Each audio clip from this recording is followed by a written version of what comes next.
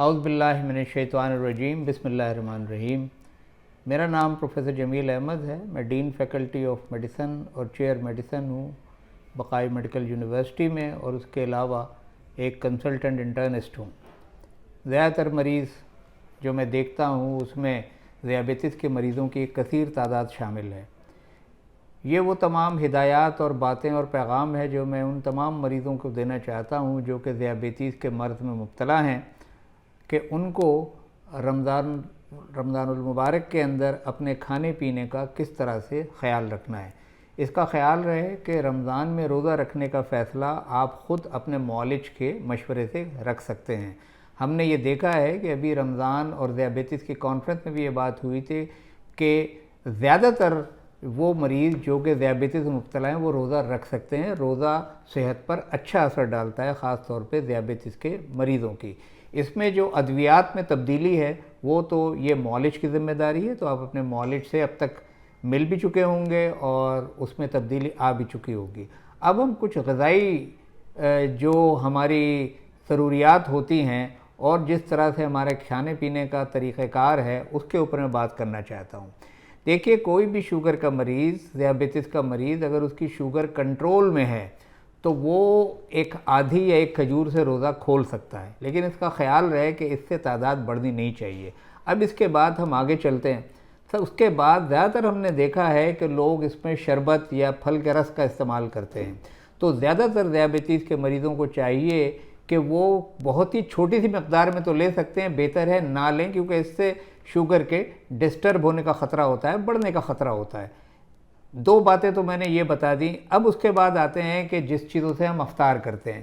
ہمارے ہاں یہ روایتاً جو ہے تلی ہوئی چیزوں کا زیادہ استعمال ہوتا ہے، جس میں پکوڑے ہو گئے، سموسے ہو گئے، یہ چیزیں زیادہ۔ اب یہ بات یاد رکھیے گا، جو تلی ہوئی چیزیں ہیں اس میں گھی زیادہ ہوتا ہے، ٹھیک، بیسن، اور اس میں کہتے ہیں کہ حرارے زیادہ ہوتے ہیں، تو اس کا استعمال ذرا کم سے کم کرنی چاہیے۔ اس کی جگہ پہ جو خشک چیزیں ہیں، جیسے کہ ہم جو چنے آلو کے ساتھ اور پیاز کے ساتھ وہ کھاتے ہیں، آلو چھولے جسے کہتے ہیں، وہ استعمال کر سکتے ہیں۔ آپ کچھ دہی کی پھلکی استعمال کر سکتے ہیں۔ اس کے علاوہ بڑی تھوڑی سی مقدار میں پھل بھی استعمال کیا جا سکتا ہے۔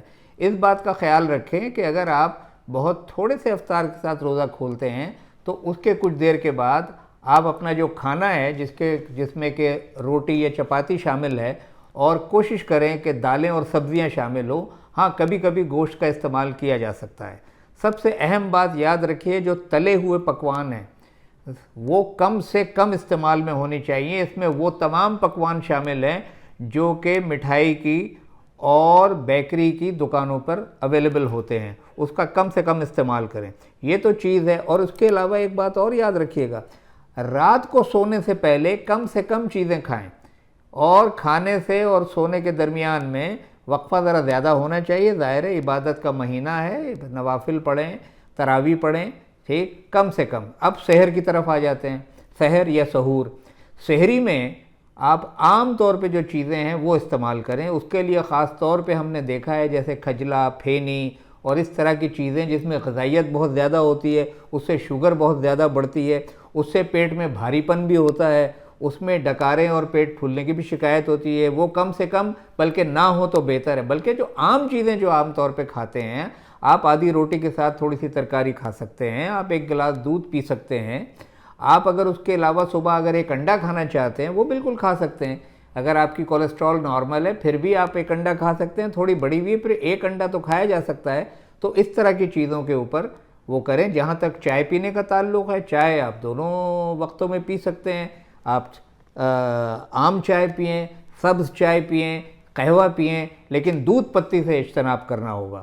رمضان کو اس طرح سے آپ استعمال کریں کہ ذیابیطس کے مریض کے اس میں روزہ رکھنے کے ساتھ ساتھ غذائی پرہیز بڑھا کے آپ اپنی ذیابیطس کو اور بہتر کر سکتے ہیں۔ یہی پیغام میں اس حوالے سے آپ کو دینا چاہتا تھا۔ اللہ تعالیٰ آپ کو اور ہم سب کو توفیق دے کہ ہم اس رمضان کو صحیح طرح سے گزاریں، اپنی صحت کا خیال رکھیں، اور اللہ تعالیٰ سے دعا ہے کہ ہماری عبادات کو وہ قبول فرمائے۔ بہت بہت شکریہ۔